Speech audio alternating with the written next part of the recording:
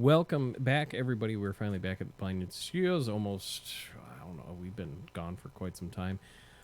As always, I am joined by super producer Casey and super producer. I like it. And tonight I have guest co-host Matt, who you might know from Soundwave. Wait, what? I'm a guest co-host? You are. You're hey. the celebrity guest host tonight. Hey.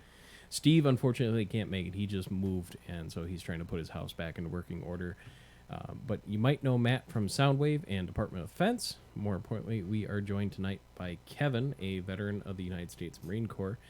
Thank you, Kevin, for coming down. Please introduce yourself a little bit. Hi, I'm Kevin.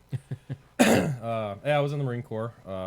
Went in right after high school, 1988 to 1992.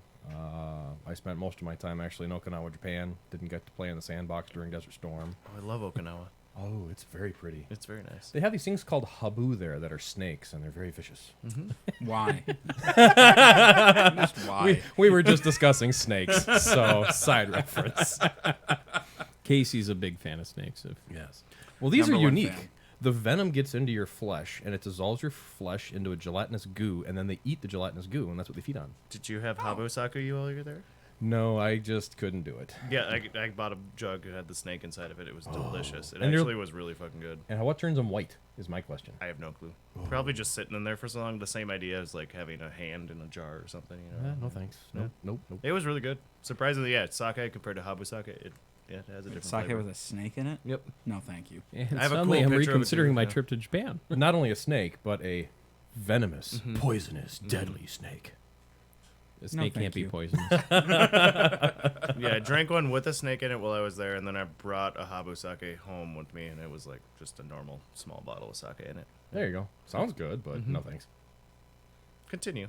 So, Kevin, when did you first start to think or consider the idea that you wanted to join the military, and why did you choose the Marines over the other branches? Oh, God. Early in my life, my dad was an Air Force fighter pilot. My father's father was in the Navy during a couple of world wars. You might have heard of him, 1, 2. My father's brother was in the Army. There was always kind of like not so much a desire, but kind of like an expectation to do it as I was growing up. I'd actually joined the Army in 1987 before I graduated high school in the delayed entry program, and that was going to be a sweet gig. I had a guaranteed MOS, military occupational skill, of avionics electronics technician, so I was going to fix stuff on helicopters, and I was going to have a guaranteed duty station of West Germany before the Berlin Wall fell, and I was going to graduate as a specialist, so I would be promoted to E4 immediately.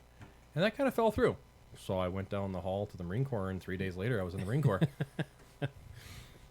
When you first started talking to the recruiters, I mean, what was going through your mind? I mean, were you nervous at all? A little bit, especially, like expectations. You hear stories, you see movies. The reality is a lot different, especially for my generation. Like What year was this? 1988. 88. Okay. Recruiters were desperate to try to get people in. They were falsifying high school diplomas. They were doing things they shouldn't do, not doing things they should do, just to try to meet quotas. We were actually hurting pretty bad. Then Desert Storm came along, and everybody just wanted to hop in because, hey, it's our civic duty. We want to go kill bad guys. 88, would you say, was it still that stigma from the Korean and Vietnam Wars, would you say? God, no. Oh, God, no. I've got several friends that are Vietnam vets. My dad was in during Korea, and when you came back from a conflict, you were spat on. You were scum. Wow. There's a lot of truth to the I mean, like going from the viewpoint, I guess, oh, of potential new recruits. I mean, you're part of the generation. You see when those guys are coming home. Do you think that played into why people didn't want to join? I think that was a big thing. There was a stigma. Hollywood didn't help at all. Right. Oh, my God. What was the one movie? Well, Apocalypse Now is a big one. I love that one. But No, the Vietnam vet that came back, and he had no legs, and he's stuck in a wheelchair, and... Forrest Forrest Gump. Gump. No. Lieutenant Dan. Yeah, unfortunately, I used to look a lot like him. And I also had kind of a beige jacket, and people are like, "Oh my God, it's Forrest Gump." My name is Forrest Gump. What's the other one you're thinking of then? I can't remember it, but it was kind of a B movie. It didn't It's last not the very Charlie long. Sheen movie, Might have been. can't It was think of the so name of it long now. ago. It was Yeah. in the very early 80s. not Seals or whatever that was. But he came back and he couldn't get a job, and everyone spat on him. And so you still had the propagation of all these stigmas. So who wants to go in if you're going to do something, then come back and people are not going to like it? Right. You know, now military people come back and they're heroes, and they were always heroes. So it's disturbing what had happened previously. But How did your family react? I mean, you said you had plenty of family in the military. my dad said, "Come 18th birthday, you're out of the house. Doesn't matter where you go." Break the plate in front of you. Exactly. And the great thing is my 18th birthday, he literally kicked me out of the house. And my mom's like, "No, you can't do this." And guess what? He did. Are you an only child then, or no? No, got an older sister, 2.5 years Okay. older than me. Were they also kicked out right at 18? Oh, then? God, no. She was smart. She had good grades. She went to college. I knew with my high school grades and how much I hated learning that I was not going to go to college. So military seemed like a really great option. So I just got on the bandwagon from what was, being influenced with my family and whatnot. So they were for it. My dad was more wanting me to have done the Army route, and because it fell through, that just sucks. But I went into the Marine Corps open contract, which basically means whatever job we happen to have, you're going to get. And I became motor transport, basically a truck driver. And for the 4 years I was in, I think I drove a truck for about a total of 6 months here and there. I wound up being a dispatcher when I was in Okinawa. So come get your truck. Let me see your driver's license. Okie dokie, here you go. Then I was in charge of the preventative maintenance shack to make sure everyone knew how to check their stuff. And by the way, don't ever check your oil with the engine running. Saw that so many times. But we're supposed to. No, it's a tranny fluid, dumbass. Then I became a company clerk. So then, people started calling me Rado O'Reilly. Got a driver's license, went scuba diving, and quite honestly, it was two and a half years of the best of my life. Just absolutely loved it there. And you didn't actually have to go to Desert Storm or anything like that? I volunteered for it, but what a lot of people don't know is at the same time, we were about to invade the Philippines. There was a democratic election between Aquino and Marcos, and someone didn't want to get out of the office. And we also had a lot of troubles trying to renegotiate the contracts for the bases that we had in the Philippines. And this is of the era where you had to stay within a couple 100 miles because our airplanes could only go so far without having to refuel. So that's one of the reasons why we still had all those bases in Asia. 1984 or 85, I can't remember specifically, but there was a lieutenant colonel that was kidnapped, chained to the bumper of a truck, and dragged through town, and his corpse was unrecognizable.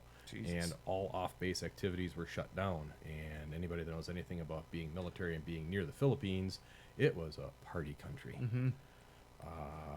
Well, in general, anywhere in Southeast Asia ends up being a party country. So. Ding, ding, ding, ding, ding. So what's the point of going to the Philippines if you can't go to the Philippines? And there's story about, like electronics and brass beds and stuff like that. But, yeah, it's just, Okinawa was really great. How close did you ever get the call, like, be on standby because we might be invading tomorrow? Did you ever get that close? Or? We were right at the cusp of it.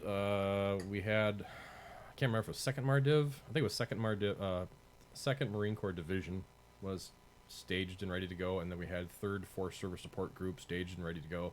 A volcano by the name of Mount Pinatubo decided to explode, and all of our invasion force became a rescue force to get all of our assets out of there, help out the Philippine people as well. And strangely enough, the government changeover occurred because who wants to control a country that you now have to dig out of 3 feet of volcanic ash? Oh, wow.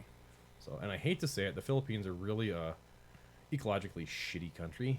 A lot of stuff seems to happen to them, not just volcanoes, but just everything in general. They get a ton of Tsunamis. typhoons, tsunamis.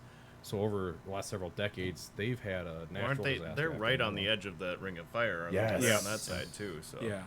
And it's a beautiful country. It's a beautiful area, and they just got the armpit of it. Did at least as far as the military go, did you see a PR change within the whether it be the media over there or within our government, trying to spin we were ready to invade, but actually we were just preparing to help these people out. What do you mean we were ready to invade? They're listening to us still.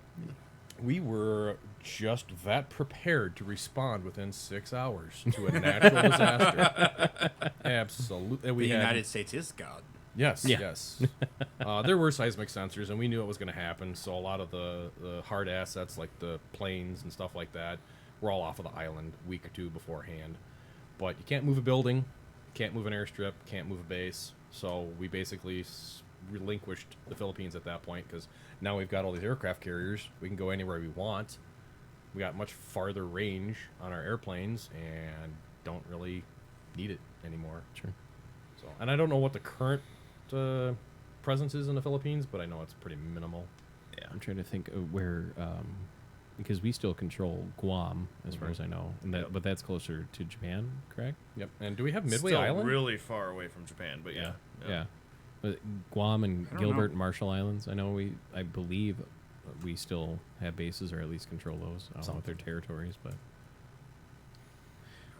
Go as ahead. Casey looks it up.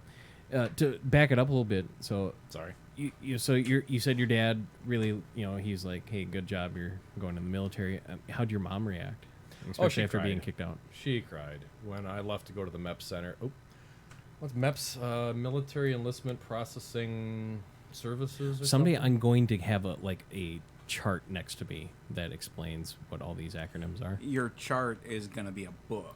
Yeah, it's just easier to Google it.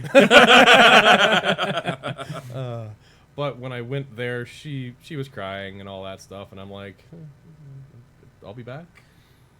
So my dad was literally just get out of the house. You're age 18, you're gone. So, and I'm not going to say that he was dispassionate, but he was a different man at that point. He was a very disciplinarian. These are the rules. You're going to do it, and if you don't go into the military, you're not living here. So Would you equate that to his military background? very much so, and also the family expectations. He was born in 1935, so I can't say how he was raised by my grandpa and by my grandma, but it was a different era in those Very. days, and I got kind of some of it in the disciplinary side. Some of it I deserved, a lot of it I didn't. But it is what it is. I don't look back on it as anything better than, like I said, some of the best times of my life. So from the time that you signed up, and I am now part of the Marine Corps, to leaving to boot camp, I mean, how long did you have a couple months in between? Like I said earlier, I was in the delayed entry program with the Army for 11 months. Did crap with them, but it was walk down the hallway and your bus leaves 3 days from now. So it was August 22nd that I got in and went. How were you nervous, or what was going through your head on Oh, that God. bus ride? The bus ride there wasn't so bad. It was the bus ride from San Diego Airport to Marine Corps Recruit Depot, San Diego. And you get off the bus, and there are these footprints painted on the ground. And the first word out of your mouth is sir, and the last word out of your mouth is sir. Do you understand? Yes, sir. What did you not understand? They put the fear of frickin' God in you, and that was their job. And that was just part of the platoon for assembly, waiting for all the people to get there over a period of about a week. And I had some really sage advice from a friend, and they said, don't be the first to do anything. I went, what do you mean? Whoever the first is to do everything is the target. So I had to piss like a motherfucker. And this guy gets up and he says, can I go to the bathroom? Oh my God. Every sergeant, staff sergeant, gunny sergeant in that place descended upon him. And, what do you not understand? The first word out of your mouth is sir, last word out of your mouth is sir. It's called a head, not a bathroom, not a biffy, not a restroom. You say, sir, recruit, blah, blah, request permission to make a head call, sir. I went, that's how you do it. After he got back from making his head call, I said, sir, recruit Erickson, request permission to make a head call, sir. Permission granted. Perfect. So they just tried to set the tone right out the gate. for you. Absolutely. And again, it's the fear that they're instilling in you. And I don't know what it is about a drill instructor, but They have a way to project their voice and their presence and a few other things like tobacco spit really well. What was the rest of boot camp like for you from there on out? Uh, Is it boot camp or is it it's, basic? it's boot camp for the Okay. Marine Corps. It's the same essential thing. It's 6 months of brainwash. My sister's in the Marines, and I've caught flack for calling it the wrong thing when she was visiting. I got some jokes I could say that are very inappropriate for female Marines. But it was definitely the whole break down your body, get you into shape. I got out of high school, I was 165 pounds. I was skinny. And I got out of boot camp after 6 months. I was 185 pounds. I'm not going to say I was a lean, mean fighting machine, but I was pretty lean. I was pretty mean. Didn't know how to fight. Well, they give you like a week of here's a thing called a pugil stick, which is basically a broomstick with Nerf ends on it, and go beat the crap out of each other. I never fought that much when I was a kid. One time I just kind of accidentally got in a fight, broke a dude's collarbone, and everyone went, "Oh, he's a badass. Stay away from him." I'm like, lucky. So, my thing was loved weapons, loved technology. I could have been a hell of a great sniper. Got 248 out of 250 on the firing range. Got a tap on the shoulder. I went, "Oh, this is so cool. I can do this." And then I looked into it, and I'm like, I don't want to do this. What made you not want to go into the sniper school? Basically, here's 3 days of rations, and you'll be out there for 5 months. So it's the survival-ish of it, and I know that they could teach it to you, and they could do all this. And sniper isn't just about shooting. That's the final result. It's about non-detection getting there, non-detection getting out, making sure you have the proper acquisition, making sure that it is one shot, one kill. And Yeah, you're sitting there following their every footstep 24/7. Like, Wasn't there the Carlos Hathcock book? I can't remember the name of it. It's like Marines or not Marine sniper, but he was a Vietnam sniper, and he like goes into detail about him sitting in the bushes watching a target for days. He did like 3 days where he just belly crawled towards the target wow. at night. you got to figure out the routine. You got to figure out where the weakness is. You got to figure out where they're not guarded, so that you can finally do what you need to do at that time. That's terrifying. It's like when you're a kid, you want to grow up and you want to be a fireman, you want to be a policeman. Hey, I'm in boot camp and this is all fresh and shiny and cool, and I want to be a sniper. And like some other guys that were my friends, they were selected to be presidential guards. You are basically the color guard at the White House, and that's really cool. One of them was my assistant manager at Toyota when I worked there, and I got to see all the pictures of Reagan and then Bush as president. And he said it was hell. All you did was just shine, iron, and you were not a Marine. I'm like, okay, so I can see. There's all sorts of different jobs in any military branch. None of them are any more glorious or glamorous or better than the other. They're all there. It's the little gear doing this. There's the cook, there's the truck driver, there's the sniper, there's the infantryman. So you're saying it's not all Hollywood, where there's a 10-minute clip of them standing around a table talking about what they're going to do, and then 2 hours worth of combat over the course of months? Oh, Or years. You saw the movie Lone Survivor. God, read the book. It's much All I better. know is Yeah. the fact that I couldn't do Boy Scouts for more than a year. I think I would die in the army. Can you rub 2 sticks together and make fire? If I tried hard enough, maybe. It works better if you put a Zippo underneath it. Going back to the sniper school thing, did you ever think, because the stories that I've heard, snipers have some, I want to say, put PTSD on a scale, but some of the more afflicted members of the military from PTSD because of the mentality of you're choosing when to end the combatant's life, kind of thing. Did that ever cross your mind when you were thinking about it, or God, was no. that just bad? Years later, I had a buddy, Sergeant Arturo Navarro, and he was a sniper, and he just ain't right. It is very personal, and what he's told me, when you're looking down the scope, it's a very powerful scope. Oh yeah.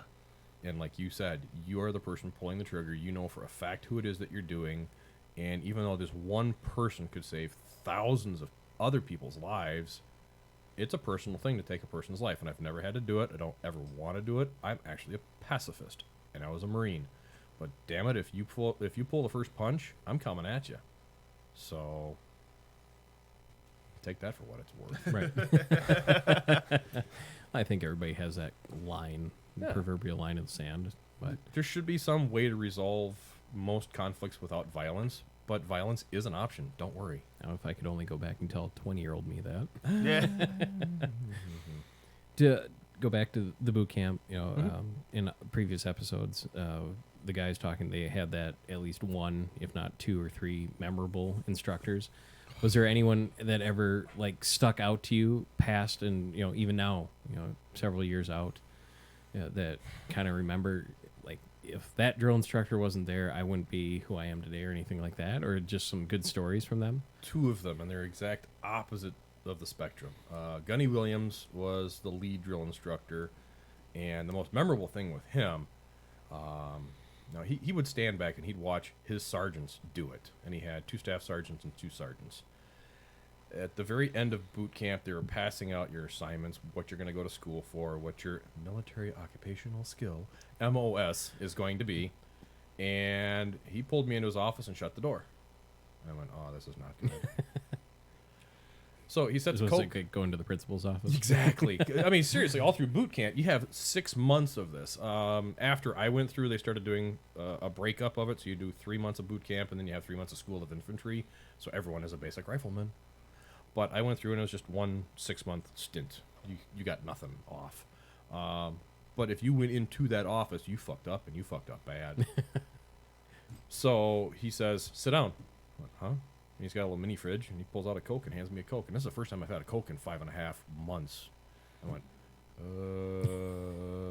Something must be really wrong. yeah. And he says, got your assignment. You're going to be motor transport. Okay, sir. Sir, yes, sir. I was motor transport. It's nice to have another brother with us. I'm like, oh, shit, this is going to be a nice conversation. But yeah, he was like the Papa Bear kind of dude, and he really kept everything under control, and he made sure everything happened. And then on the other side of the spectrum, it was Sergeant, and I cannot remember his name, but I can see his face. It's probably in my Marine Corps yearbook, and he was a dick.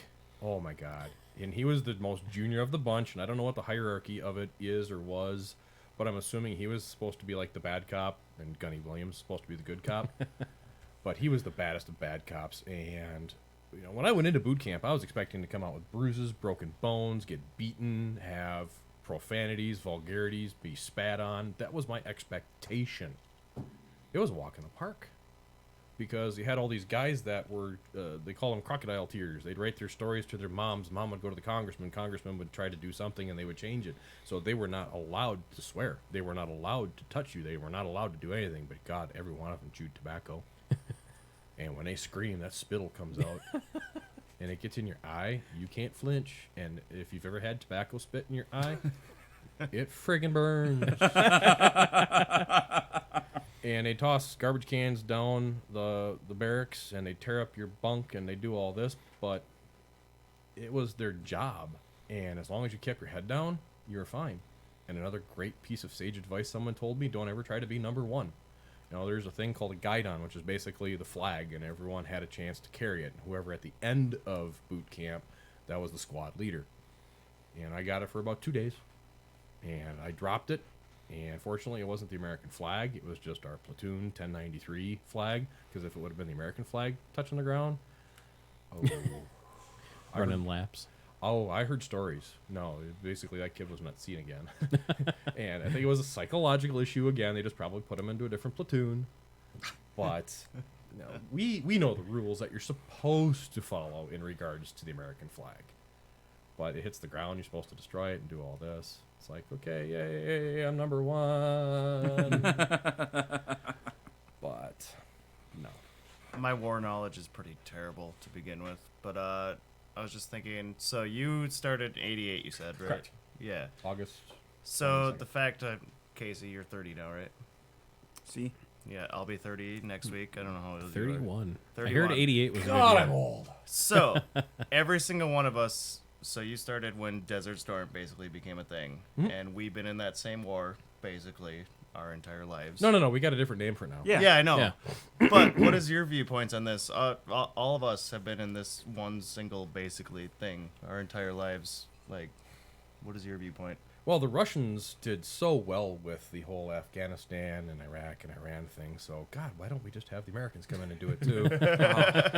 What I heard a quote somewhere, and I think it's very applicable. Is if you want to have a never-ending war, invade Afghanistan.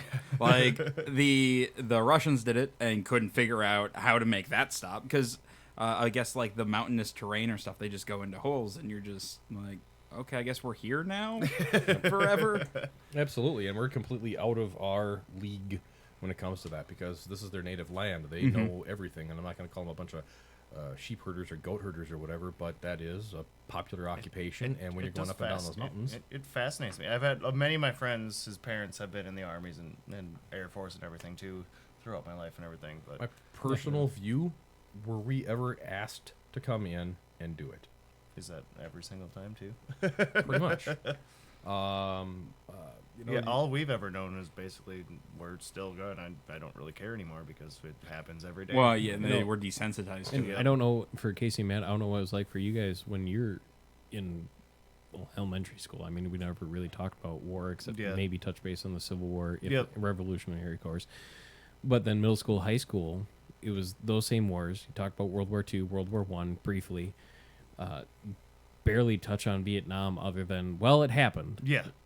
There was really no talk about Desert Storm ever. I think I maybe heard it once or twice. Yeah. And I knew it because my friends' dads or stuff were in there. And it kind of put in my mind that Desert Storm is so far forgotten that it doesn't... And then Black Hawk Down finally came down. And Yep. And then all of a sudden it's 9/11. Yeah. And then a few months later we're in Iraq. And that's when it started to really hit like, home for me. we are actually, this is a thing. Yeah. The main thing to remember about Desert Storm, too, is that it was Kuwait had been invaded by Iraq, if I'm correct on this one. Saddam Hussein Yep, was the evil Hussein guy. invaded, Kuwait. And for that conflict, we got asked to be in there because the United Nations said we need help. That's my memory. I could be wrong. But we went in there and we really kicked ass. It was in, out, done. And if we would have had 20 more minutes, we would have actually had Saddam Hussein because we were supposed to be... We stopped right on the doorstep of Baghdad. We would have had the bastard. We would have never had part 2, part 3, part 4, etc. ad nauseum. But United Nations said, okay, you need to stop right here. General Schwarzkopf was in charge of I don't know how many countries of military forces at that point and did exactly the right thing at exactly the right time and was phenomenal. They rewrote the textbooks on desert warfare and tank battles because of how things happened. And they were very afraid of it being another Vietnam. Nobody wants that. So they just went in, did their shit, and got it done. Then, okay, now it becomes a political. It becomes we're going to have sanctions. We're going to do this. We're going to do that, which led up to all the rest of it. And I think now they call it, the War on Terror? Wasn't that the term? I feel like Or- that, yeah. George W. Bush. Yeah, President George That W. name Bush. has kind of just gone away, and it's just... Still gets the used. war for but- oil. Yeah, well, the 20-year war or whatever, whatever year we're in now. And I was talking to another gentleman up by me who, like you, he said he was literally in line to get orders, and 5 minutes before he got there, he was told the sergeant or her CO that he was talking to said, yeah, 5 minutes ago we were told to stop sending people overseas. 10 minutes after he left that, they started sending more people over there. And it's a shit show. Yeah, that's a good way to put it.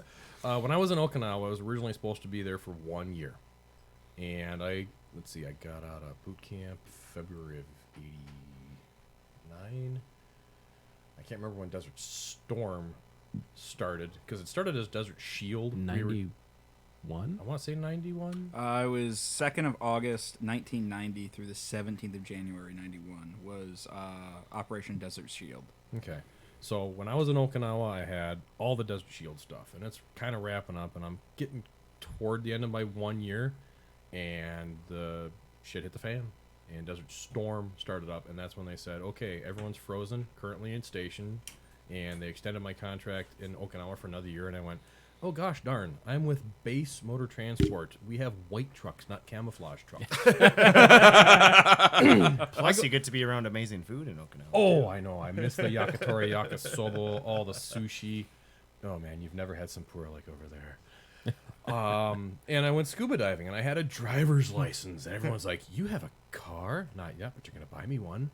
I got an RX-7. It was cool. So yeah, that's what wound up kind of happening as well. I was supposed to go to I don't know where because I hadn't gotten my orders yet, but it was coming right down to the last month. Oh, great, whatever. You're frozen. Just like it is now still. Exactly. So for my 4-year contract, you're never supposed to spend, as a single unaccompanied enlisted person, you spend a year. And then if you're a married accompanied person, I think it was a 3-year tour of whatever station, but you also had to do a minimum of a 6-year contract. I did a 4-year contract, and then I had 4 years after that as an inactive reserve. So if more shit hit the fan, they'd call me up. But where's that cough button? But yeah, I don't know. It's just I was there. I had fun. I mean, after you graduated boot camp, how much time did you have to sit around before they said you're going to Okinawa? 30 days, and I knew where I was going before. Well, actually, boot camp, you had to go to your specialty school, the truck driving stuff for me. But the great thing is that it was February of '89 that I graduated boot camp, and I got a certified letter, or I got FedEx or something delivered to me, and in it's an airplane ticket to Florida, where my parents are going to meet me for vacation. I'm like, game on. Get kicked out of the house now. Get to go have vacation with them. Exactly. So for a month after boot camp, because I was in the military, my dad went like, okay, you're doing something. Yeah, exactly. Doing something with my life. And spent a great week. I think we went to Hollywood, Florida, which I'm like, I just came from Hollywood. I'm called a Hollywood Marine, and I'm going to Hollywood, Florida. Didn't even get to go to Disneyland. But yeah, and then motor transport school. Funny thing is, I didn't even have a driver's license. So here I'm going to be a truck driver in the Marine Corps, and I don't have a driver's license. So I've got essentially 3 weeks to go pass my driver's test. So how is the DMV like? Because here in Hudson, Wisconsin, they're not known for their speed and promptness. processing. Yes. I think that's a universal DMV type thing, but yeah. Well, I mean, 20 years. It was out 30 a years ways. It was like months, and you had to have a civilian driver's license to even qualify for it. But I went in there Love with that they put you into that thing and you don't even. went It's not a up- credential. Hey, can I see your ID quick? Yeah, No, exactly. they didn't even ask. My dad, of course, because I don't have a driver's license, my dad took me out to the Shoreview testing station. I think it was Shoreview. Doesn't matter. It's up 35W96 or something like that. And we go in there, and I said, look, I'm home on leave. I'm going to be going to California in the Marine Corps, and I have to have a driver's license. So they put me on like a short list if someone canceled theirs. And like the next day, I got a phone call. So now, I never had driven a car before in my life. Or crashed one either. Sorry, Gwen. And went in there, and my dad's 1976 LTD Crown Victoria boat. That's not a boat. It's a boat. I drove a 94 Cadillac Sedan-ville. That's a boat. Okay, you got me on that one. We could have both driven a Suburban and had shorter vehicles. Right. You know? But the only hard part was parallel parking. Got it the first try. Was really close, but got it. And here's your driver's license. Okay, cool. And a stupid thing was, I was actually more afraid of not getting that driver's license than anything else at that time, because if I didn't, my contract is null and void, and I'm in violation of blah, blah, blah, and I'd get blah, blah. So there was still that fear of the Marine Corps. I got over that. Is there a backup plan for if that were to happen? Like, well, if you don't have a driver's license, yes, you did violate the following. Is it you're going to military prison, or is it we're changing your orders and you now go to whereverville? At the time, I thought it was firing squad. You know, but in reality, I'm sure it would have been, we'll find you a different job or you're on base, so don't worry about it. We did a lot of training off base, a lot of driving off base. I don't know. Fortunately, I got lucky enough not to have to worry about it. So you said you went to Okinawa. Correct. So what was it like when you first arrived there? Incidentally, I got another 30 days paid vacation after my school before I went to Okinawa. So here I am, out of boot camp, get 30 days, go to school, get another 30 days, and they didn't charge it against you. So, I mean, you accrue a certain amount of leave as you're in. Sure. But it's free vacation, I'm getting paid. Sweet. Did you get what?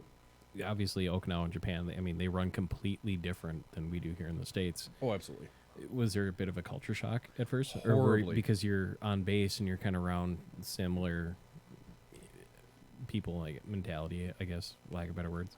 We assembled in California and we partied our butts off. I mean, as long as you were on base, 18 years old, you could drink. And the law was 21 at that point. And beer? Don't mind if I do.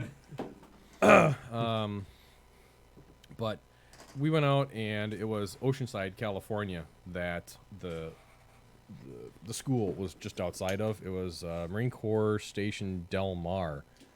And Oceanside is kind of a shit city. It's called Ocean Slime as a joke. And I don't know if you remember the old commercials of Miller Lite, tastes great, less filling. It was filmed at a bar there, and I visited. Oh my. Top Gun, where he's on the motorcycle and Kelly McGillis is chasing him in the Volkswagen. Those hills were Oceanside. Don't get me started so on that. terrible. But what's horrible is the F-14 Tomcat was decommissioned I don't know how long ago, and they had to take one out of mothballs, and they were made by the Grumman Airplane Company.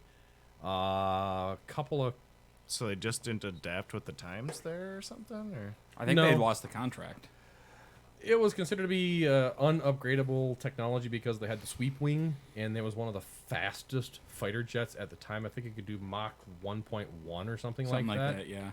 And it's a really awesome kick-ass plane, but the F-15 was more upgradable because of the fact that it had fixed wings. You could put payload underneath it. what are we Not going to do all of without Tom Skerritt? I think he passed away. He's not in the movie this year. What Let's is he- not even go. That's the whole thing. That's He was a- like the That's a main rabbit hole. guy that was above So them. get to Okinawa, and if you've never been to Japan, it is culture shock. And as long as you stay on base, it's America. Well, if you're in and- Okinawa, it's America. Oh God, no. You didn't live in Japan for a year. When I had my driver's license, I went 20, 30 miles away. That was Okinawa. Yeah, When you had the it was a farmers- breath of fresh air when I went to Okinawa. I lived up in Sasebo, where Okay. there's also a Navy base there. And yeah, I went to Nagasaki all the time to teach English in Fukuoka a bunch too. But yeah, when I finally went there, I'm like, oh my god, there's an A&W here. Yes. Wait, what? And McDonald's, And and you could actually order a smile. Okinawa is very westernized compared to anywhere You else. can order a smile. On the menu, they actually had like the. It's bottom really fun item. going to McDonald's in Japan. They have completely different menu items, and they're really good. There's a shrimp yeah. sandwich there. There's different fried chicken sandwiches. I know. Lots of teriyaki. I used to know a little bit more, but I can do basic commands and numbers in Japanese, but there's no R in the Japanese language. The R is the L and sound. the D. The L and D. RLD is one syllable. Does I remember? There's tons of R's. Haven't you ever heard a Japanese person speak English?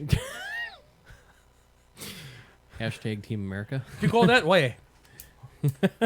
But Baskin Robbins, they had to change up a lot of the different menu. There's a items lot of and stuff Baskin like Robbins that. there too. Yeah. They just call them 31s there. Yeah, no flavors or whatever the hell.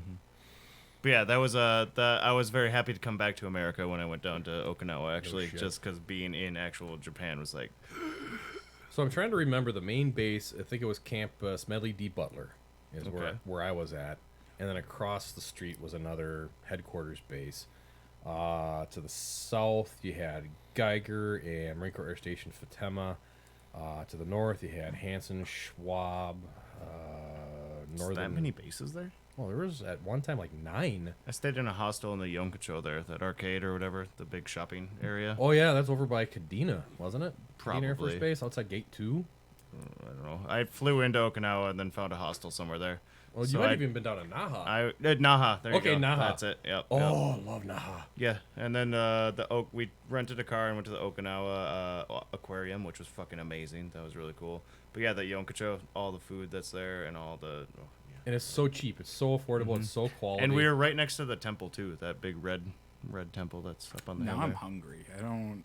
Again. Okinawa was really fucking. At least we're cool. not talking about Domino's. It was this like time. it was that Okinawa was like going to Hawaii, but with more cultural flair to it. Well, like, Okinawa is to Japan what Hawaii is Yep. to America. Yep, And it yep. started turning into an educational island, God, I want to say in the 90s, because they gave Camp Geiger back to the local nationals. It used to be originally an air base, and then they built Fatema, so there's just one long strip down the whole thing, which was the air strip.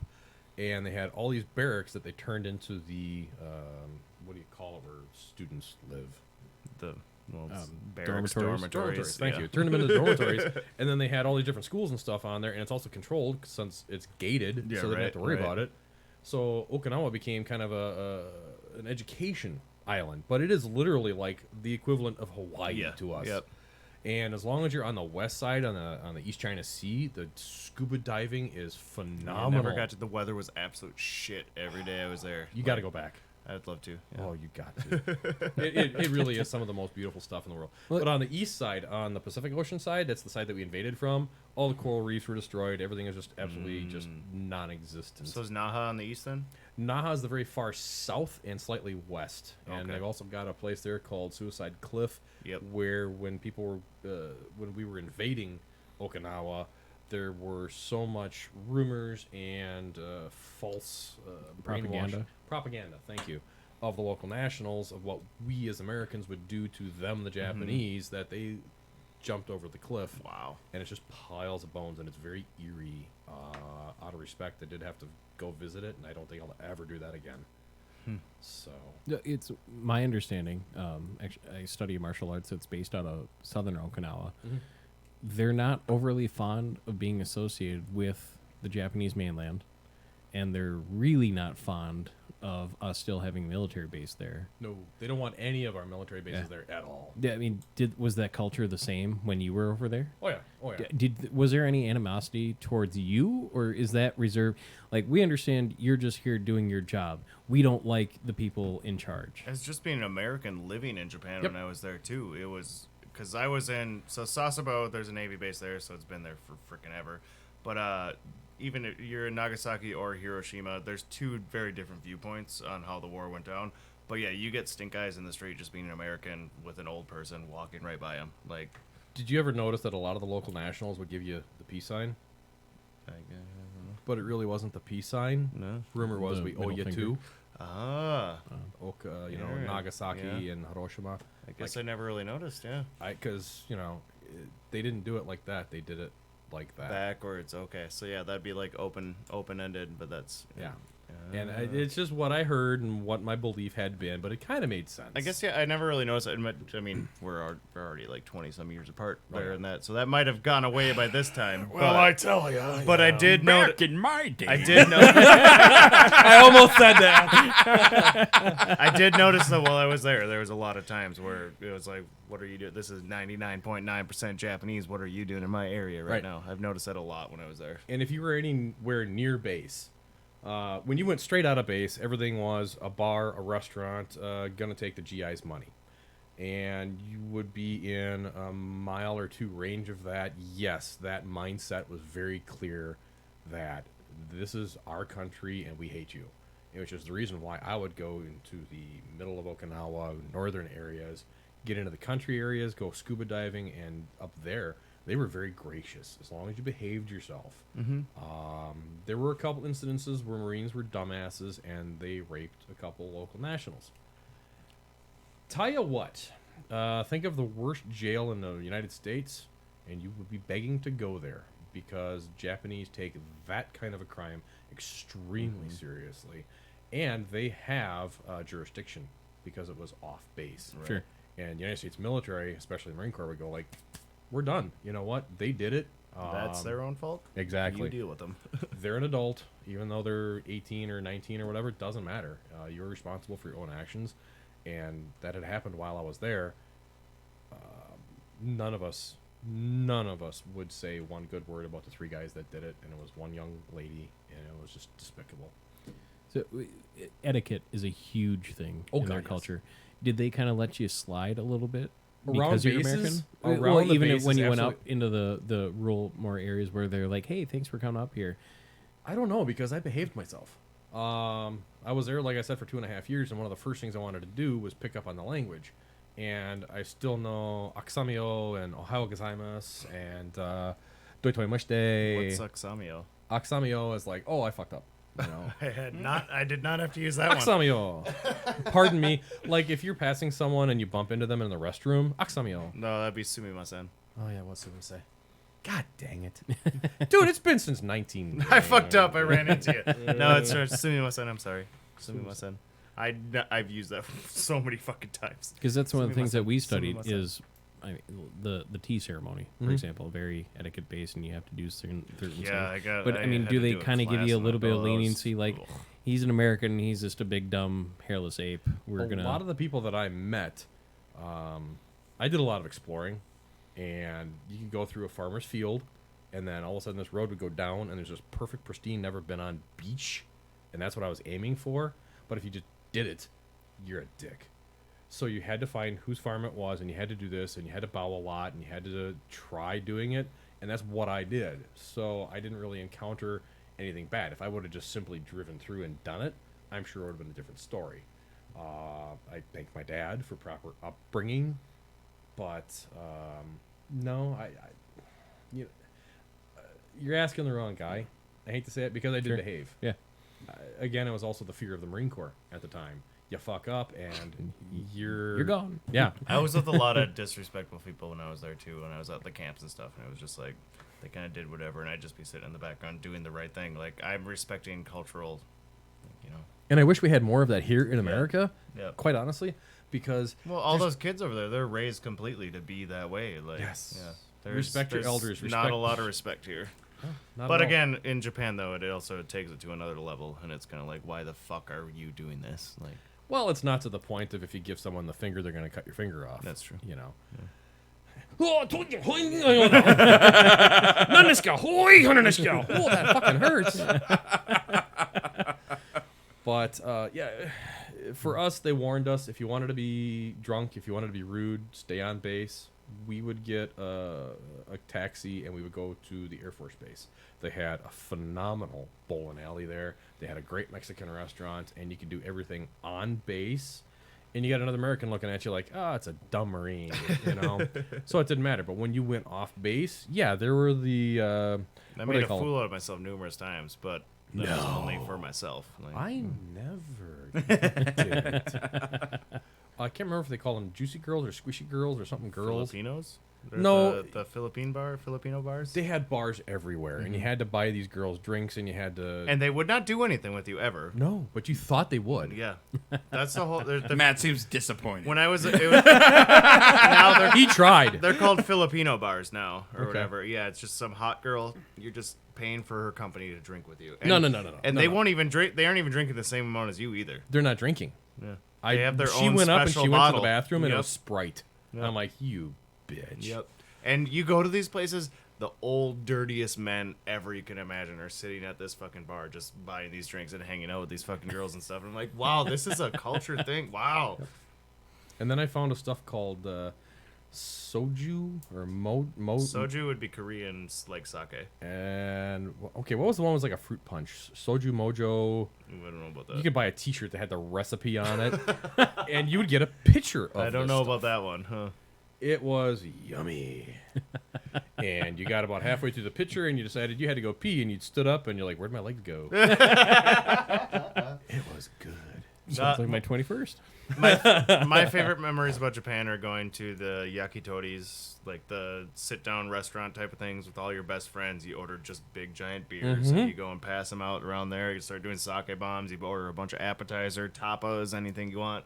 Like, yeah, that's my favorite favorite like memory of Japan. What were the restaurants that had like the little hibachi in the middle of the table and you Oh sat my there God. and you freaking cooked your Best food? places ever. I did not know those were a thing back then. Still, was it God. still pay by the hour too at that time? Pay by the hour, pay by the plate. Yep. So it's tabe hodai or nome hodai.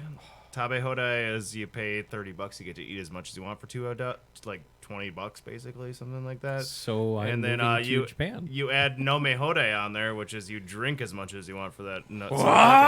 So it's like $35 to $40 for 2 hours of nonstop eating, nonstop drinking the whole entire time. Clearly not enough And Wisconsinites every are going time, every time you walk into those places and they see American walk in there, you just see them kind of go like, "Oh no." Challenge accepted. Yeah, Naha had a really, really freaking good one. A lot of the ones when I was in like the Fukuoka area, they actually served your table, but the one that was downtown Okinawa in Naha, there, you walk in, you sit down at your table, and then you just go up to a wall of meat, Yes. and you're like, "I want some of this, I want some of this, I want some of this." That's and my then you new favorite Throw it phrase. on, and Wall of meat. yep, it was literally a wall of fucking meat, the next porn video. and coming basically. Well, not to mention Basically, they just serve you the sauces that you dip stuff in, and they're like, "Are you doing good on drinks?" Blah blah blah. And the other thing I loved over there was shabu shabu, and that was also a pay by the hour type of thing. And you have this hot thing of boiling oil water type thing, and you take a piece of meat, and you're like shabu shabu. It's the sound that it makes, like shabu shabu. And then it's like cooked, and you start eating, you dip it in everything. Yep, So I hate to they're say big it. in onomatopoeias over there. I was a technician with Toyota for 13 years, and they tried to figure out a new way to deliver the primer onto the body shell before they painted them. And it was a shabu shabu bath. Those are restaurants in Japan. Shabu shabu restaurants. So The sound when something hits boiling water and oil. Shabu shabu. For more tourist information on Japanese. Yeah, this kind of press turned on. into a Japanese tourist video. right? Sorry. Yeah, the one we were by was called like MK or something or whatever. And yeah, shabu. I was like, this seems like the dumbest place ever. And then somebody convinced me to go there. I'm like sitting around the table. Oh, you actually pick up the meat. Oh, it's perfect. Yes. Dip it in. When we get off the air, remind me to tell you about this restaurant here in the Twin Cities. But anyways, where were we? To put the train, Cultural shock. Yeah, to put the train back on the tracks. You said you did a lot of exploring. You went scuba diving and such. I mean, was that? And you only drove, you said, for a few months of your total career. Was it? Pretty much. Over a 4-year period, I maybe did a total of 6 months, and that was including when I got back here to the States, where I was a commanding officer's driver, and I drove a Jeep Cherokee. How much downtime did you have when you were over there? And A lot. when you weren't off exploring, how much of that did you have to spend on base? Well, Corey sent me before Corey, Josh, and Benny came on for episodes 2 and 3. He sent me a link, and it was kind of a spoof on Modern Warfare where they're giving the real military experience, air quotes. And it's just a bunch of guys standing around the fob doing paperwork. I mean, did you have a lot of that, or was it more of, well, today we need to get X, Y, and Z done? I had an 8-hour job, and once it was done, you were free. Actually, when I was a dispatcher, we did 410s. So, God, how the hell did that work out? No, we actually did 3 days on, 4 days off, revolving somehow. It's been a long time, forgive me. But I remember I had just insane weekends with a bunch, and I would go visit the historical sites. I would go visit Peace Park. I would go visit the temples. I would visit everything possible. Before I even was in the Marine Corps, I was enthralled with Japanese culture for years beforehand, because of the propriety, because of the mannerisms, because of the history, because of the culture, and I loved it. And now here I am living it, and it wasn't even really Japan. Like he had said, it's a very Americanized, westernized version of Japan, but it was cool to me. Did you ever get time to go up to the mainland and kind No. of explore that? Unfortunately, I would have had to take leave, and in order to do that, get a flight and to do everything else, it is one of my bucket lists items to go to actual Tokyo. I do not want to see Nagasaki. I don't want to see Hiroshima. I might go to Yokohama. I heard that's a really great town to go visit, but I'd like to do it for a month. Just really delve into it. We can talk off here, but I make a really good Sherpa if you need a travel partner. Okay, so you carry my bags is what you're saying. Yeah. Cool. Because work there's a for- lot of sake coming back. Maybe even one with the habu in it. I work for food and liquor, so Habu sake! But downtime... Sushi and sake.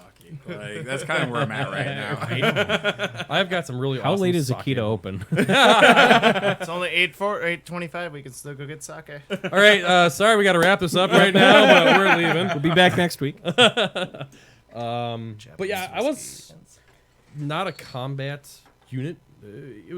I was base. We did the behind Did you have the to do field exercises, not being in an active combat zone? Never. Once a year, we'd go to the firing range. We'd go bang bang. Was it range week or range day? Range day. They gave you an entire week to go practice and whatnot like that. I was the company clerk, and I was in charge of signing people up for it. So it's like, okay, we need to have you qualified on the AT-4. I'm signed up for that. AT-4 is an anti-tank Generation 4. It's a disposable fire and forget fiberglass missile deal. I won't say anymore. But you know, it's just like, okay. What's the declassified timeline? 50 years, 75 years? Oh, it's just don't know what you're talking about. But they're non-technology. It's just you shoot the thing, and if it hits what you're aiming at, it's just like a bullet. They're fun. I got to play around with stuff, and the best was Ma Deuce, the 50 cal. Oh God, that thing fires so nice. I've seen them in action. I haven't gotten to fire one. Apparently down south of us in where's the ski place? Afton? Afton. There we go. Apparently in the summers they have a day where people just bring out all sorts of different guns and toys that you can just shoot in the mountainside. That'd be fun. Yeah, and you pay X amount, and here's your gun rental, and then here's ammunition costs Y. But one of the guys, I was looking at videos, and one of the guys, he had a Ma Deuce out there, and God, I'd like to shoot one of those. They are very, very fun. Absolutely. The other one was the Saw, the 7.62. You would shoot so many rounds through that thing that the barrel would start to glow, and you had these asbestos gloves and asbestos pot holders, and you would take that thing off and you put another barrel on and go right back to it. It's like, cool. And because it was the Marine Corps, they definitely encouraged weapon proficiency. If it wasn't within your realm of responsibility, they still had no problem with, here's the range, what do you want to shoot? So Would you say that's because if you were in a combat situation, you might need to know that? It's in the just Marine kinda Corps, triggered- every single person is a basic rifleman. And I forget who the commandant was at one point, but he wanted to put the M16s into the fighter jets. And if you know anything about an F-18, there's not a lot of space for an M16. It ain't going to happen. God, I can't remember his name. Old age. It sucks.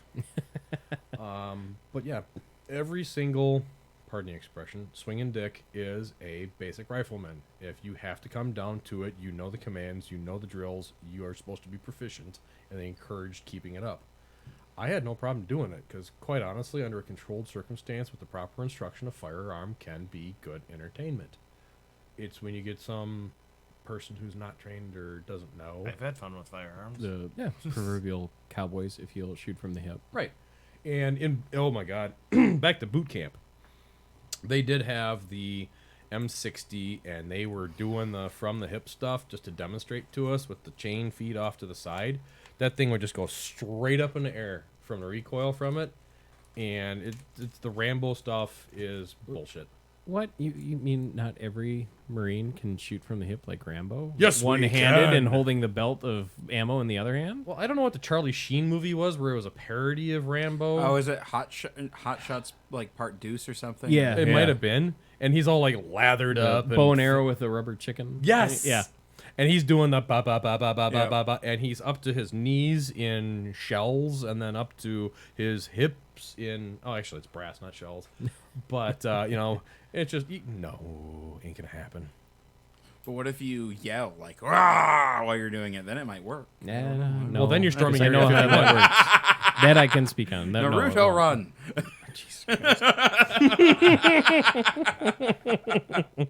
No. Stay away from Area 51. Jesus Christ. So while you're over there, I mean, obviously today in 2019, we have the technology. You can FaceTime, you can call, you can email and stuff. Did you find it easy or difficult to keep in touch with family back here stateside? Did you care to? That's actually a good way to put it. My mom, yes. My dad, he can go blankety blank blank. Well, and everybody wrote at that time too, so it was Oh like, yeah. Postcards, letters. Once a week, I'd get a 3-page essay from my mom, and in my mindset, it actually did more harm than good because it was my heart would now go back home instead of Right. focusing on my job or whatever, and she was just doing it out of love. And I would write back and I'm like, hey, today we did this and this, that, or the other. The thing she really understood was that I wasn't in combat. Like, you've had a couple of very seasoned combat veterans on here, and I got the utmost respect for them because they did shit that I couldn't even imagine doing. And here I am, a truck driver and a company clerk and in charge of the maintenance shack and a dispatcher. I'm the paper pusher because I figured out I had a brain. And it's like,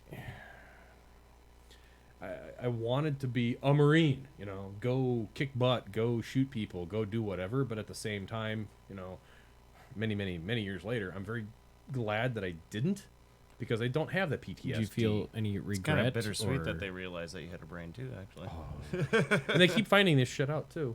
It is there is regret. When Desert Storm came up, I volunteered, but who needs a base motor transport truck driver over there?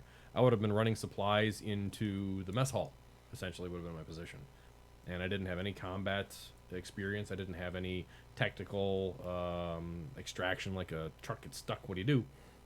After I left Okinawa, I came back to Camp Lejeune in North Carolina, and I did actually transport ammunition. I was supposed to be a driver instructor, and when I got there, they pencil whipped the orders and said, no, we need you at the School of Infantry. They have a need for a truck driver. And I went, cool, I think. Okay. after you just lived in Japan for a year. Oh, 2.5 years. I've talked to a couple guys kind of in the same boat where they didn't serve in combat, and they came home from where I can't remember. Kiko, I'll have to ask you again.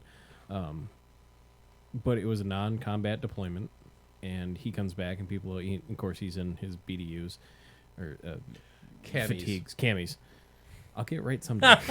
The stupid thing is they're all the exact same, and every branch has a different name. And I for catch them. flack for it, but And I would actually go to the Air Force but Base and buy people are theirs coming because up they to were better. him.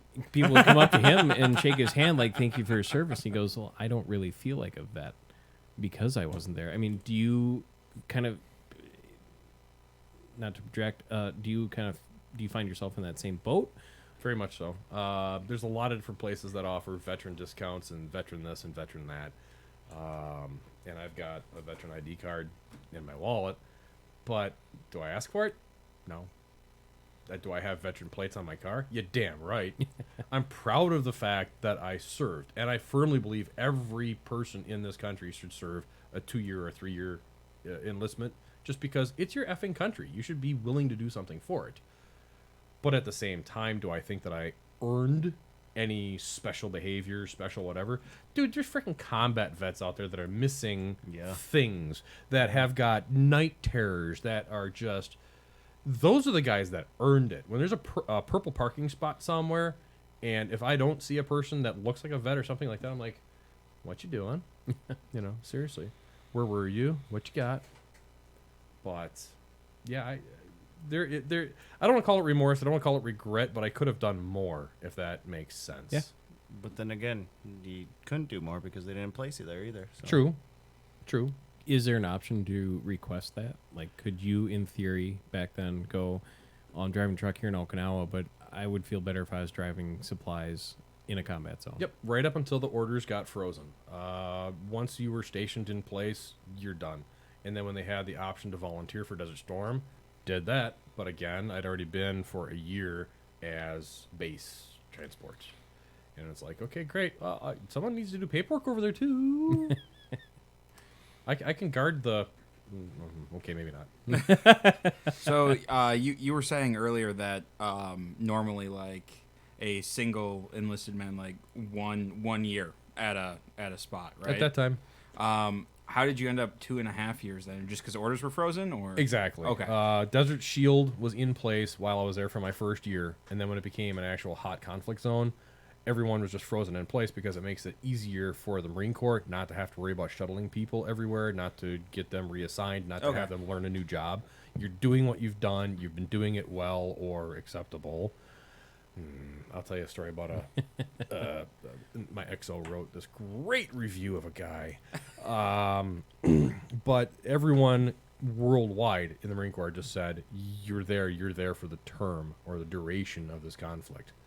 So I don't know where I was supposed to go after that. It could have been Europe, could have been United States, could have been hell. But I enjoyed the fact I was in Okinawa. Right. I mean, there's worse places to be stuck. Yeah, right. They're really, and the stupid thing is a lot of my buddies that were in the infantry called it the Rock. They absolutely fucking hated it because all they were constantly doing is training, and it's a subtropical climate, so it's like the weather we're having right now. So It's it's hot, 72, it's humid. sunny, nice breeze coming off the And lake. the be pretty- beach is it can be- gorgeous. There's yeah. a smell of coconut Way oil. worse than here, though, too. Right. But it was a matter of what you were experiencing at the time, and I tell you what, I pulled the frickin' golden ring on that one. Yeah, you definitely did. So I got no regrets. But the one beer festival down in Naha really started to love Kirin. That was a great beer. That was my hardest thing about coming from hanging out with all these guys down here and how much beer we actually drank and going to Japan. It was like Budweiser, Heineken, Asahi, and Kirin and Sapporo. Those are it. Then every now and then you'd go to some fancier little grocery store and they'd be like, "Oh, here's this beer from Hawaii that might have a little bit of hops in it." Ooh, some Kona. All right. There you go. It wasn't even Kona. I don't Big even know what wave. it is. But yeah, there was a lot of like their crafts would be like these Belgian-y kind of things. Yep. Or the blacks, like Asahi Black, and I was like, "This is heaven right now," because it is not Asahi, and it had just that little ounce of flavor extra. But there is something to be said for Budweiser in Japan because we had a laundry the rice lady. is right there for him. Exactly. But we had a laundry lady, and her name was Mama-san because she treated everyone like Mama, and I would slip her Budweiser all the time. Off-topic question. San, I thought San was the male. No, San is like It's just term of respect. Okay, yeah, okay. Which is really fun when your name is Erickson. Mato-san. So it's Erickson-san. Yeah, right. So I started learning to tell people that I was just Kevin Eric. Oh, Kevin Erickson. Yep. San is Exactly. just intermediate. Yep. So yeah, I would pay her with a 6-pack of Budweiser, which I learned later I could have gotten written up for and suffered non-judicial punishment. But it's like, hey, you want how much money to do my laundry? How about now? Oh, it's free. Oh, thank you very much. Oh God, that was horrible. That was just racist. Well, we're canceled. Was Been a good Was- run, folks. was booze cheaper at that time still? There were no taxes and it was subsidized. So I'll let you answer that own question. Okay. I also smoked 3 packs a day at the time, and when they got to be $1, That just makes you run faster and breathe better. when they got up to be $1 a pack, I really considered stopping smoking. Jesus Christ. So I was gonna say when I was there, it was like, well, I want to bring a 24-pack of beer to this party or whatever. And you look at like Asahi 24-pack, it was like $35. well, you also have to Well, that's remember off he's base. buying on base. Right. Yeah, We had a I package for- store. yeah. It was the AFES, Army Air Force Exchange Service or American Air Force Exchange Service or something like Yeah. that. You'd go to the package store. And that's where we had my Japanese teacher there was married to an American who they had base access there, so I got to get amazing things I missed a lot. The thing that I The Doritos. I did get Doritos, and cigarettes were dirt cheap. I was like, oh, I could get a Marb 27 carton here. Oh my god. the one thing that I really don't miss from Okinawa is they had this Filipino beer called Manila, and it was on like these little 8, maybe 10-ounce bottles or whatever, and you would leave it in your trunk on the hopes it would skunk. It was $1 a case. It Holy was, shit. it was horrid. I'm moving. That's it. But That's even how if I you feel. went to like But that was That's off fine. base price too. It was just that bad a beer. even when you went to the Kombini though, you had to notice like the price of booze, didn't you? Because like Oh God, yeah. Japanese whiskey, it was $10 for like a 175. Jack Daniels I found for $15 a 175. I remember what the exchange rate was. It was like in the 360, 370 to 1 range, which wasn't great. It was really great in the 70s and 80s. Well, right now early. it's like one-on-one or Yeah, whatever. one-on-one. But the American dollar had a lot more buying power at that time. So if you bought with American cash, they would also drop the price even more. Wow. You just couldn't do it right off base. Again, just stay away from off base because it's not really the true environment. Not really. No, that's basically your tourist attraction right there. Exactly. It's Disneyland. So, you talked about you're gaining or you earn leave while you're in. I mean, did you ever take time to come home? Yes, with leave? I did. Oh, that's a whole great story. While I was at the MEPS Center, the place where everybody goes and stages, I met a lovely young lady by the name of Patricia.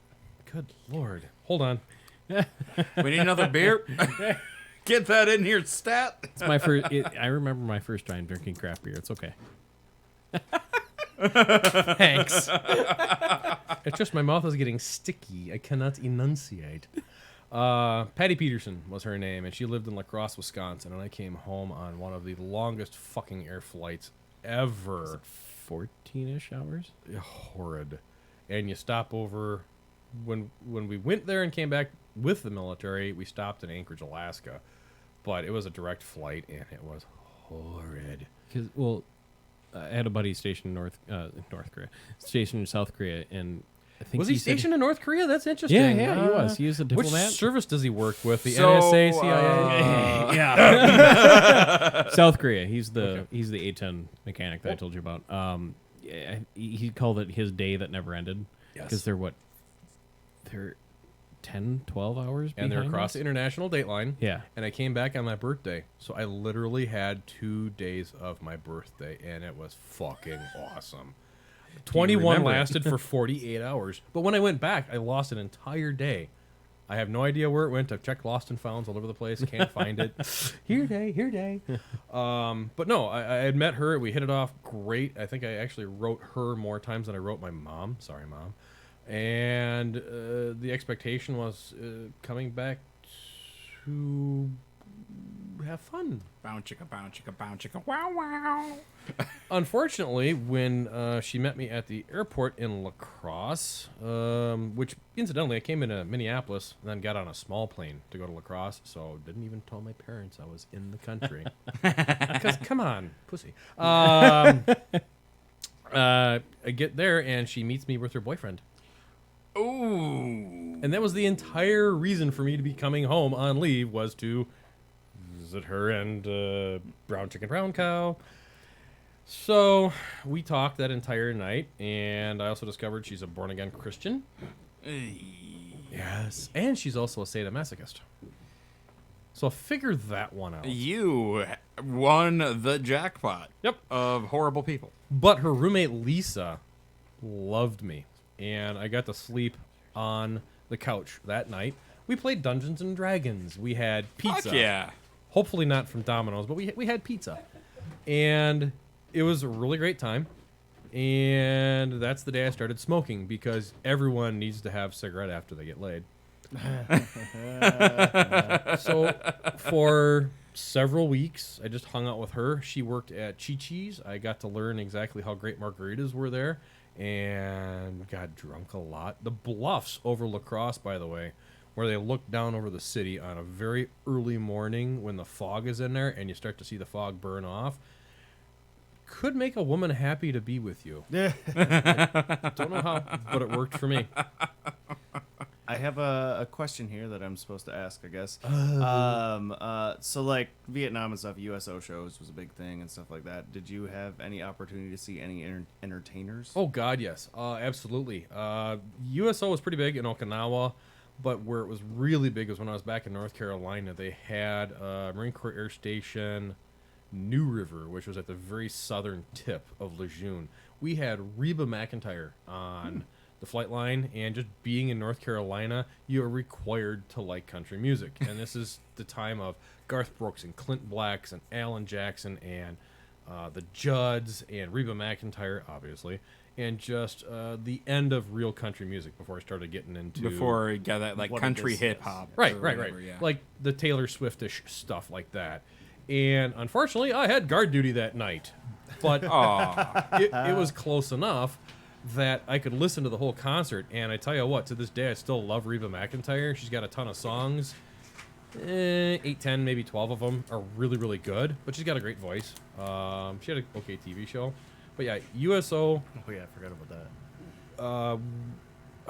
I'm trying to remember where the USO was in Lejeune because it was actually off base. If I remember right. No. But would it be unusual for USO to be off base then? Not really. It No? depends Okay. on rent and things like that. Oh, okay. Like, they had a USO at the Minneapolis International Airport, so when I came back on the flights and whatnot, I'd go in there, they'd have greeters, and they'd have food, they'd have coffee, they'd have somewhere to take a nap if you really wanted to. The USO is very supportive of our enlisted and also officers. So in the military. USO does more than just like the big like entertainment shows and bringing people around. They do more like comfort style Oh, yes, things absolutely. too. Okay. One of the best USOs I've ever seen was actually at LAX, and dude, it was I don't want to say Hollywoodish, but it was laid out nice. They had great food, and I hate to say it, years later after I'm out of the military, I went walking in there, and they stopped me at the door and very firmly said I could not come in. And I went, but I'm a vet, yes, but we're here for active military. Wow. I went, okay, sorry. Huh. You know, when you came home, you said, they have greeters and such Mhm. at the airports. I mean, did you have a really big reception coming home? God, no. The funny thing is, the Marine Corps had contracted a airline called Flying Tigers at the time to transport us, and they were owned by FedEx. And the airplanes are decommissioned cargo planes. So if you think about it, we're less than cargo. They slapped seats in these things, and we flew. And it was great because you were right on top of each other. And there is no in-flight smoking, and there is no in-flight service. There was no bar service. Wait, you can't smoke on the fucking cargo planes? I don't like. Yeah, exactly. But Flying Tigers was horrible. I think I flew Northwest Airlines when I came back to visit Patty, and that was nice because food, get up, walk. There's a bathroom, even. But no. What, they wouldn't just drop the cargo bay for you and just piss out the window? Opening a window at 30,000 feet? I don't know how good that works. Something might get sucked Worked out. fine for Ethan Hawke. Yeah, right? Tom Cruise isn't a real person. What? No, Tom Cruise is a real person. I disagree. I think he's a robot man. He's a real person because he broke bones trying to jump over something or other in whatever the hell movie it was.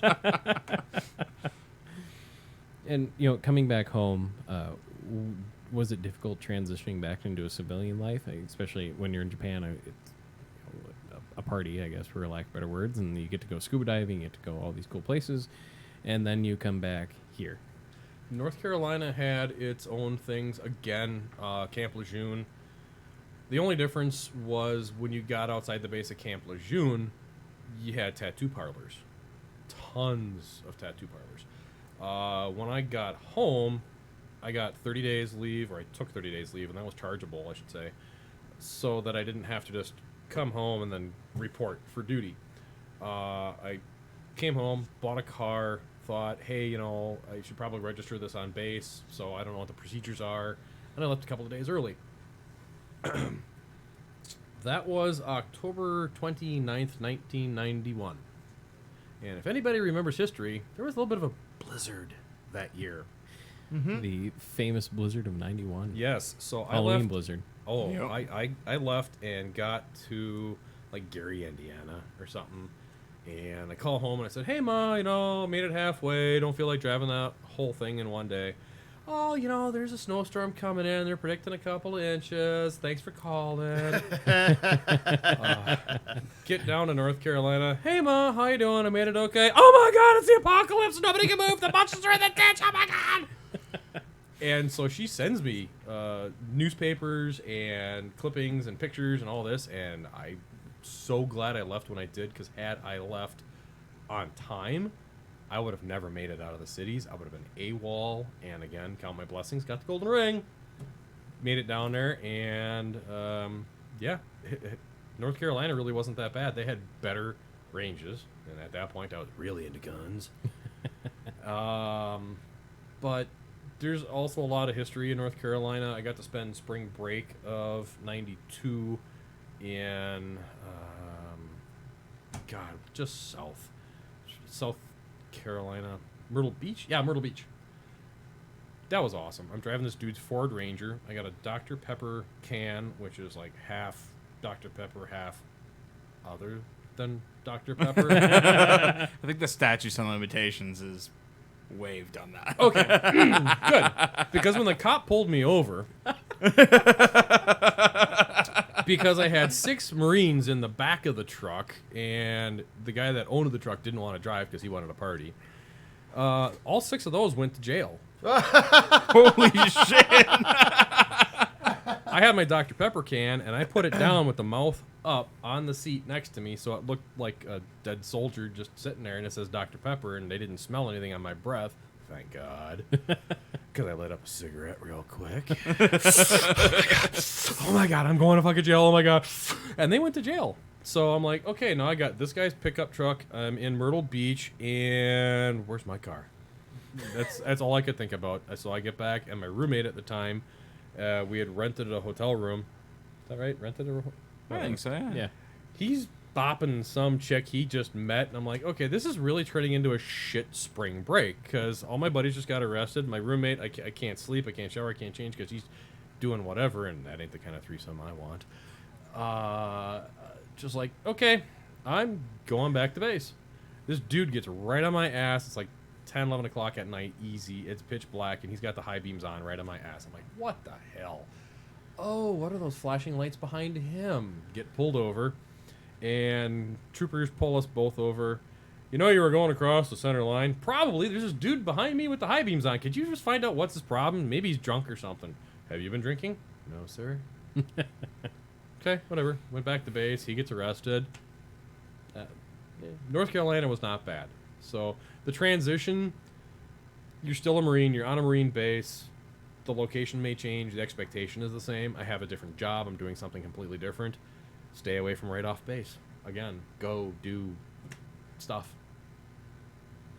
What was post active duty when you're no longer on base? I mean, was that Oh, you mean difficult? out? Yeah, when you're out. Well, What? how long were you still active after getting home? 4 years required, and I just had to basically check in, update my address. They call it inactive reserve, but it's very cliche. They say once a Marine, always a Marine. Yeah, you know. What's the line from Red Dawn? Marines don't die; they go to hell and regroup. Exactly. And the devil's sitting there going like, oh, fuck, another one. But yeah, when I got out of the Marine Corps, my biggest fear was finding a job. You know, here I am, and I've got buku money because I had leave accrued and I didn't use it, and the separation package, they give you a check. And it's like, okay. Did you go nuts and buy things that you probably shouldn't have? No. I was one of the rare ones. A lot of guys would go buy a car or do whatever, or put a payment on a car, for lack of a better expression, and just not be able to afford it. I was raised very frugally, and by that I mean I'm a cheap ass. But I got a trailer, converted it over, carry all my crap, had my car, and I'm driving home. What the hell am I going to do for employment? I really have no skills coming out of the Marine Corps. So you were driving back from North Carolina to Minnesota? Twin Cities. Yep. Twin Cities. And they gave you the money to also do a self move, so I got reimbursement for that. And I'm honestly thinking to myself, what the hell am I going to do? I was a company clerk, drove ammunition around for a while, worked at well, I kind of know cars and stuff, and then my muffler fell off. And I went, shit. So I pulled into the Midas store up in Maplewood, and they said, $385, we got to replace this pipe, we got to replace this muffler, we got to do this, we got to do that. I'm like, thanks for the estimate. Hey, is that a duffel bag in your back seat? Yeah, it is. Did you just get out of the Marine Corps? Or did you just get out of the military? Yeah, Marine Corps. You're looking for a job? Maybe. You know anything about cars? Possibly. Well, tell you what. Here's my card. You come see me tomorrow. We'll talk. Cool. Then I went across the street to Meineke, and they wanted $50 to just weld it back together again. Sold. So I had Meineke do the repair. The next day I got an interview at Midas and a job. Okay, there might have been a little bit of regret. Like, okay, I went to Meineke over there, but I never told them. And I started my job or my career, essentially, as a mechanic. I'm still doing it to this day. So, I got a horseshoe stuck out my ass somewhere. I really do. You are the luckiest motherfucker. Like, I've had some unlucky things happen. So if I could just hang out with you more, yeah. because And your take luck all my luck. and my lack of luck, we could balance out to no, something Gordon, useful. nobody wants to take you up on that. Has anybody ever called you lackluster? I've been told that I have no luck at all. Okay, so you'd be lackluster. Sure. Oh, Yes. Jesus Christ. Dun-dun-dun-dun-dun. There you go. There's your next tattoo. Shit, actually, that'd that. be kind of cool. Put like a broken four-leaf clover on there or something like that. Like a petal fell off I of the have thing. too many tattoos lined up again. Sorry, Mom. So? You got the bottom of your feet. You got the back of your hands. Well, kind of. Got this part. Corporate America. So, I mean, did you got a job right away, basically, Yep. when you got out? I mean, did you ever have the opportunity, or did you ever take advantage of using the GI Bill, go back to school, or anything like that? Oh, that's a great story, too, because I spent, God, I think it was only about $100 a month for 12 months into the Montgomery GI Bill, and it changed and transitioned and morphed into many different things over the years. But I never once wanted to go to college, and I put into it, and I never took out of it, and you have years after you get out to be able to pay it, or to collect from it. And I also had free health care, free dental care, free vision care at the VA hospital. And I had this, and I had that, and I had everything. I went in for my separation hearing test. And they said, okay, you got a 30% loss from this, that, or the other. I went, really? Because never once heard a gun go off other than the ones I was using. And there was earplugs. But they determined I had a 30% hearing loss. And they wanted to do, okay, here's your disability. No. What do you mean no? You earned it. Yeah, but I don't deserve it. So, and again, that boils down to the I could have done more, should have done more, wish I could have done more. But, no, not really. So now, you've been out how many years? 20? Many. 25-ish? Many. Don't put a number on it, Gordon. Many. Don't ask. A couple years out Don't now. ask, don't tell. No, I got out officially in 92. So that put us at 27 years at this point. Do you still keep in touch with any guys that you were serving with? Only one. It was a guy I knew when I was in Okinawa. He was a musician, a composer, and he was phenomenal. And he did a lot of cool stuff with keyboards. And he was looking for a portable system to be able to perform at these festivals that they have. And with Japan, even if you're only there a year, there's a festival. I mean, if you're only there a week, Oh, there's festivals. there's a festival for everything. And they're great. So I designed a car stereo, car amplifier, car speakers, battery, cart system for him, and it worked great. Might have a guy you might like to get in touch with from Rules of Arena podcast. Yeah. and the stupid thing is there's this blue wire, and at the time I didn't know automotive electronics that well, but there's this blue wire to turn on the amplifier, and you had to have a stereo attached in order to think that the amplifier, or to think that the system was doing something. Well, I didn't know. All you had to do was just apply voltage to it. So I made him spend an extra $50, because electronics are so expensive in Japan. And she came home with quite a few of them, too. And I still have them. So that's the quality. My Kenwood is still rocking ass right now. Nice. That's pretty much the only guy. There was one guy I went into boot camp with who was from my graduating class in high school. And I always thought he was a douche because he tried dating the same girl that I tried dating, and she went with him. And then after they had a very horrible experience and they broke up, she decided to call me 2 weeks before I went to boot camp and said, "Oh my God, Kevin, I always loved you. I should have been with you." I'm like, "Tanya, sorry, but you got really nice breasts." And yeah. Do you find it easier to keep in touch with him? Yeah. Oh, God, obviously yeah. with the proliferation of social media. Absolutely. When I was in the Marine Corps, all you basically had was phone, letters, postcards. Now, yeah, you got FaceTime, you got Skype, you got internet, you got everything. We're Facebook friends. He's had a very great career. He got married to a young lady by the name of Lily and has 3 adorable children. He's out in California, so I should go visit him someday, maybe? When it's cold here, maybe. Yeah, it's only been 27 years. Maybe. Shit. But, yeah, he was great. He was the sergeant on the floor, and he was kind of like he was the godfather. He made sure that everyone stayed out of trouble. They got into it, but he made sure they stayed out of it. So, And for anyone that, maybe they're in high school or they're in college and kind of like you, or this isn't the right fit for me and they're looking to go into the military, what kind of advice would you offer them? Never do anything first. Yeah, seriously. If you go into any branch, anything whatsoever, find out what it is that you're expecting after the military.